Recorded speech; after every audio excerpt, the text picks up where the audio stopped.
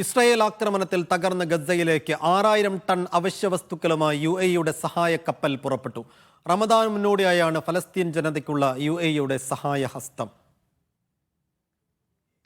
ഗസയിലേക്ക് UAE ഇതുവരെ അയച്ചതിൽ വെച്ച് ഏറ്റവും വലിയ സഹായ കപ്പലാണ് വെള്ളിയാഴ്ച രാവിലെ ദുബൈ അൽഹംറിയ തുറമുഖത്ത് നിന്ന് പുറപ്പെട്ടത്. ഭക്ഷണം, മരുന്ന്, മറ്റ് അവശ്യ വസ്തുക്കളടക്കം 5820 ടൺ സഹായമാണ് കപ്പലിലുള്ളത്.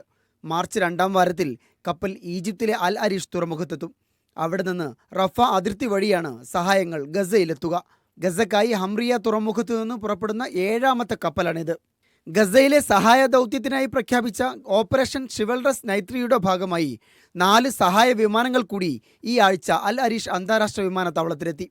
റമദാൻ മാസത്തിന് വേണ്ട അവശ്യ വസ്തുക്കളടക്കം 1442 ടൺ സഹായമാണ് വിമാനങ്ങളിലുള്ളത്.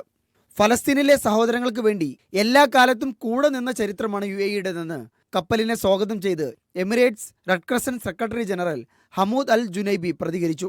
ഇതോടെ UAEയുടെ സഹായം 60,000 ടൺ കവിഞ്ഞതായും അദ്ദേഹം കൂട്ടിച്ചേർത്തു. ജനുവരി 19 നിലവിൽ വന്ന വെടിനിർത്തൽ കരാറിന് ശേഷം UAEയുടെ 100-ലധികം ട്രക്കുകളാണ് ഗസയിൽ പ്രവേശിച്ചത്. ഭക്ഷണം, ടെന്റുകൾ, മരുന്നുകളടക്കം വിതരണം ചെയ്തത് 1500-ലേറെ ടൺ അവശ്യ വസ്തുക്കൾ. വടക്കൻ സീനായി പ്രവിശ്യയിലെ അൽ അരീഷ് നഗരത്തിലാണ് സഹായങ്ങളുടെ ഏകോപനം. ഗസയ്ക്കുള്ളിൽ റെഡ് ക്രോസ് അടക്കമുള്ള അന്താരാഷ്ട്ര സന്നദ്ധ സംഘങ്ങളുമായി ചേർന്നാണ് UAEയുടെ പ്രവർത്തനം. Media 1, Dubai.